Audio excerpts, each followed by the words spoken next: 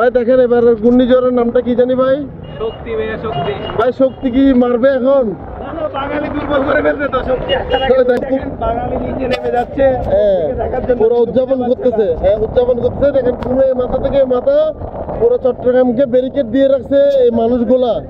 এগুলা হচ্ছে যে শক্তিকে দুর্বল করার জন্য আসছে।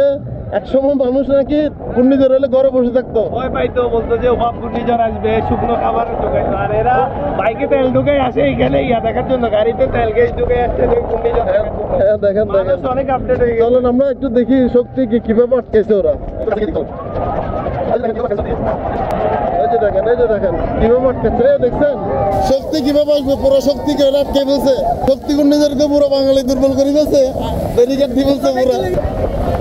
শক্তি অন্তি মারি দিয়ে অলরেডি,